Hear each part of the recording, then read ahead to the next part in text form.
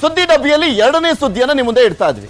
ಅದು ಬಿಟ್ಕಾಯಿನ್ ವಿಚಾರಕ್ಕೆ ಸಂಬಂಧಪಟ್ಟಂತೆ ಬಿಟ್ಕಾಯಿನ್ ಹಗರಣದ ಮರು ತನಿಖೆಗೆ ಈಗ ರಾಜ್ಯ ಸರ್ಕಾರ ಮುಂದಾಗ್ತಾ ಇರುವಂತದ್ದು. ಸೊ ಈ ಕಾರಣಕ್ಕೋಸ್ಕರ ಸ್ಪೆಷಲ್ ಇನ್ವೆಸ್ಟಿಗೇಷನ್ ಟೀಮ್ ಅನ್ನ ರಚನೆ ಮಾಡ್ತಾ ಇದ್ದಾರೆ.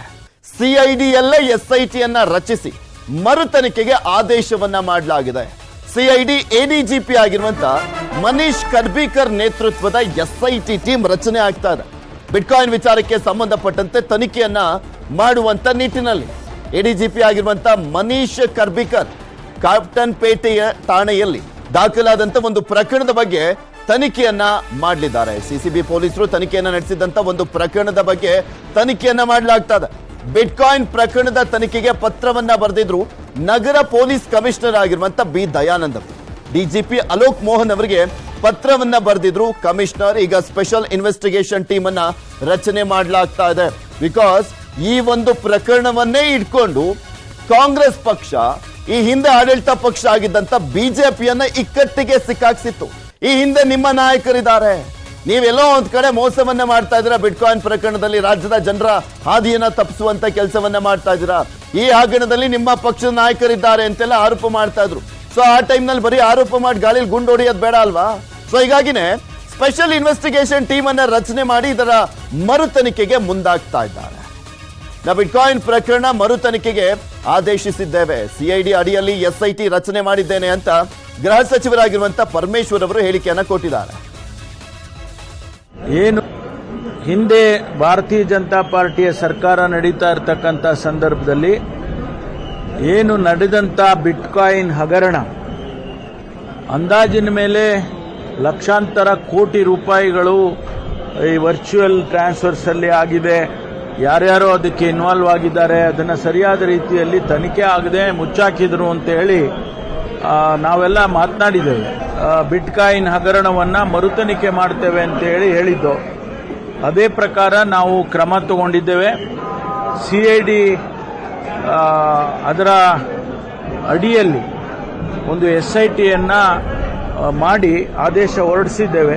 ಅವರ ಜೊತೆಗೆ SITಯ ಜೊತೆಗೆ ಟೆಕ್ನಿಕಲಿ ಅವರಿಗೆ ಯಾರಾದರೂ ಸಹಾಯ ಬೇಕು ಅನ್ನೋದಾದ್ರೆ ಅದನ್ನು ಕೂಡ ಅವರು ಉಪಯೋಗ ಮಾಡಿಕೊಳ್ಬಹುದು. ಏನು ಇದನ್ನ ಮುಚ್ಚಿ ಹಾಕಿದ್ದಾರೆ ಅದನ್ನ ಮತ್ತೆ ಈಗ ಮರುತನಿಖೆ ಮೂಲಕ ಒಂದು ನಿಜ ಸ್ಥಿತಿ ಏನಿದೆ ಅನ್ನೋದನ್ನ ಹೊರಗಡೆ ತರಬೇಕು. ಪರಮೇಶ್ವರ್ ಅವರು ಹೇಳ್ತಾ ಇದ್ದನ್ನ ಗಮನಿಸಿದ್ರೆ ಇನ್ನ ಇದಕ್ಕೆ BJPಯ ನಾಯಕರಾಗಿರುವಂತ ಅಶೋಕ್ ಅವರು ಪ್ರತಿಕ್ರಿಯೆ ಕೊಟ್ಟಿದ್ದಾರೆ. ಬಿಟ್ಕಾಯಿನ್ ಪ್ರಕರಣದ ಮರು ತನಿಖೆಗೆ SIT ತಂಡವನ್ನ ರಚನೆಗೆ ಮಾಜಿ ಸಚಿವ ಅಶೋಕ್ ಅವರು ಪ್ರತಿಕ್ರಿಯೆಯನ್ನ ಕೊಟ್ಟಿರುವಂತದ್ದು. ಕಾಂಗ್ರೆಸ್ನ ಬೆದರಿಕೆಗೆ BJP ಬಗ್ಗಲ್ಲ ಅಂತ ಹೇಳಿದ್ರು. ಯಾರಪ್ಪ ಬಗ್ರಿ ಅಂದಿದ್ದು? ಯಾರು ಬುಡಕ್ ಹೋಗುತ್ತೆ ಕಾದ್ ನೋಡ್ಬೇಕು. BJP ಅವರನ್ನ ಬೆದರಿಸಲಿಕ್ಕೆ ತನಿಖೆ ಅಂತ ಹೇಳ್ತಾ ಇದ್ದಾರೆ. ರಾಜ್ಯದಲ್ಲಿ ಅವರ ಸರ್ಕಾರ ಇದ್ದಾರೆ, ಕೇಂದ್ರದಲ್ಲಿ ನಮ್ಮ ಸರ್ಕಾರ ಇದೆ ಅಂತ ಅದು ಯಾವ ರೀತಿಯಾಗಿ ಟಾಂಗ್ ಕೊಟ್ಬಿಟ್ರೋ ಗೊತ್ತಿಲ್ಲಪ್ಪ. ಅಶೋಕ್ ಅವರು ಅವರೇ ಎದುರದಂತ ಕಾಣಿಸ್ತಾ ಇದೆ ಈ ಹೇಳಿಕೆಯನ್ನ ನೋಡ್ತಾ ಇದ್ರೆ. ಕಾಂಗ್ರೆಸ್ಸಿನ ಬೆದರಿಕೆಗೆ BJP ಬಗ್ಗಲ್ಲ. ಬಿಟ್ಕಾಯಿನ್ ಇರ್ಬೋದು, ಪೊಲೀಸ್ ನೇಮಕಾತಿ ಇರ್ಬೋದು, ಇವೆಲ್ಲ ಅಧಿವೇಶನ ನಡೀತಾ ಇದೆ. ಅದಕ್ಕೆ BJP ಅವ್ರನ್ನ ಬೆದರ್ಸೋಣ ಅಂತೇಳಿ ಬೆದರಿಕೆ ಬೊಂಬೆಯನ್ನ ಬಿಡ್ತಾ ಇದ್ದಾರೆ. ಇದಕ್ಕೆಲ್ಲ ಏನ್ BJP ಎದರಲ್ಲ. ನಮ್ದು ಸೆಂಟ್ರಲ್ ಗವರ್ಮೆಂಟ್ ನಮ್ದು ಇದೆ, ರಾಜ್ಯದಲ್ಲಿ ವಿರೋಧ ಪಕ್ಷವಾಗಿ ನಾವು ಇದ್ದೀರಿ. ಕಾಂಗ್ರೆಸ್ ಮಾಡಿರುವಂತ ಅವ್ಯವಹಾರಗಳು, ಕಾಂಗ್ರೆಸ್ ಮಾಡಿರೋ ಹಗರಣಗಳು ದೇಶದಿಂದ ರಾಜ್ಯದವರೆಗೂ ಮೂಲೆ ಮೂಲೆಯಲ್ಲೂ ಇದೆ. ಅದರಿಂದ ಎದುರೋ ಪ್ರಶ್ನೆನೇ ಇಲ್ಲ. ತನಿಖೆ ಮಾಡಿಸ್ಲಿ, ಅದೇನ್ ಮಾಡ್ತಾರೋ ತನಿಖೆ ಮಾಡ್ಲಿ, ಸತ್ಯಾಸತ್ಯತೆ ಹೊರಬರಲಿ. ಅದ್ರ ಬಗ್ಗೆ ನಾವು ಸ್ಪಷ್ಟವಾಗಿದ್ದೀರಿ. ಬೆದರಿಕೆ ಹಾಕುವಂಥದ್ದು ಕಾಂಗ್ರೆಸ್ ಮಾಡೋದಾದ್ರೆ ಮುಂದೆ ಅವ್ರಿಗೆ ಅದು ತಿರುಪಾಡ. ಅಶೋಕ್ ಅವರ ಹೇಳಿಕೆಯನ್ನ ಗಮನಿಸ್ತಾ ಇದ್ರೆ ನಮ್ದು ಕೇಂದ್ರ ಸರ್ಕಾರ ಇದೆ ಅಂತ ಹೇಳುವ ಮುಖಾಂತರ ಕಾಂಗ್ರೆಸ್ ನಾಯಕರನ್ನ ಎದುರಿಸ್ತಾ ಇದ್ದಾರೆ. ಗೊತ್ತಿಲ್ಲ ಆ ಸ್ಟೇಟ್ಮೆಂಟ್ ಅನ್ನ ಯಾವ ರೀತಿಯಾಗಿ ವಿಶ್ಲೇಷಿಸಬೇಕು ಅಂತ. ಇನ್ನ ಇದ್ರ ಬಗ್ಗೆ ಇನ್ನಷ್ಟು ಮಾಹಿತಿಯನ್ನ ಕೊಡ್ತಾ ಹೋಗ್ತಾರೆ ನಮ್ಮ ಪ್ರತಿನಿಧಿ ಮುನಿರಾಜು. ನಮ್ಮ ಜೊತೆ ನೇರ ಸಂಪರ್ಕದಲ್ಲಿ ಜಾಯಿನ್ ಆಗ್ತದೆ. ಮುನಿರಾಜು, SIT ಟೀಮ್ ಅನ್ನ ರಚನೆ ಮಾಡಲಾಗಿದೆ. ಈಗ SIT ಟೀಮ್ ಯಾವ ರೀತಿಯಾಗಿ ತನಿಖೆಯನ್ನ ಮಾಡುತ್ತೆ? ಈ SIT ಟೀಮ್ ಅಲ್ಲಿ ಯಾರ್ಯಾರೆಲ್ಲ ಇರ್ತಾರೆ? ಈ CID ತನಿಖೆ ಮುಂಚೆ ಆಗಿತ್ತಲ್ಲ, ಕಂಪ್ಲೀಟ್ ಆಗಿ 0 ಇಂದ ಶುರು ಮಾಡ್ತಾರ ಅಥವಾ CID ಟೀಮ್ ಎಲ್ಲಿ ಬಿಟ್ಟಿದೆ ಅಲ್ಲಿಂದ ಶುರು ಮಾಡ್ಲಾಗತ್ತಾ?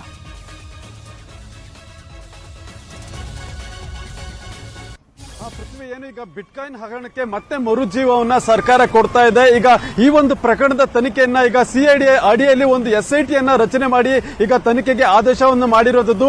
ಈಗ SIT ಅಧಿಕಾರಿಗಳಲ್ಲಿ ಒಬ್ಬ ADGP ಮತ್ತೆ 3 SP ಗಳನ್ನ ಒಳಗೊಂಡ ಒಂದು ತಂಡವನ್ನ ರಚನೆ ಮಾಡಿ ಆನಂತರ ಈ ಒಂದು ಪ್ರಕರಣವನ್ನ ಅವರ ಕೈಗೆ ಒಂದು ಹ್ಯಾಂಡ್ ಓವರ್ ಮಾಡ್ತಾರೆ. ಅವರು ಕೂಲಂಕುಷವಾಗಿ ಈ ಒಂದು ಪ್ರಕರಣ ಮೊದಲು ಎಲ್ಲಿ FIR ದಾಖಲಾಗಿತ್ತು ಅಲ್ಲಿಂದ ಹಿಡಿದು ನಂತರ ಈವರೆಗೆ ಏನೆಲ್ಲ ಬೆಳವಣಿಗೆ ಆಗಿದೆ ಅದರ ಬಗ್ಗೆ ತನಿಖೆಯನ್ನು ಮಾಡ್ತಾರೆ.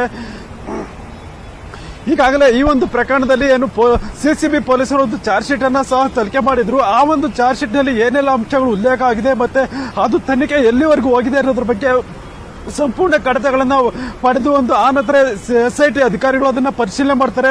ಮತ್ತೆ ಅದರಲ್ಲಿ ಆರೋಪಿಯಾಗಿರುವಂತಹ ಆಕ್ಟರ್ ಶ್ರೀಕೃಷ್ಣ ಇರ್ಬೋದು ಮತ್ತೆ ಬೇರೆ ಬೇರೆ ಹೆಸರುಗಳು ಏನು ಕೇಳಿ ಬಂದಿದೆ ಅವರನ್ನು ಸಹ ಮತ್ತೆ ವಿಚಾರಣೆಗೆ ಒಳಪಡಿಸಿ ಅದಕ್ಕೆ ಸಂಬಂಧಪಟ್ಟಂತೆ ಒಂದು ಟೆಕ್ನಿಕಲ್ ಎವಿಡೆನ್ಸ್ ಅನ್ನ ಕಲೆಕ್ಟ್ ಮಾಡಿ CID ಅಧಿಕಾರಿಗಳು ಒಂದು ತನಿಖೆಯನ್ನು ಮಾಡ್ತಾರೆ.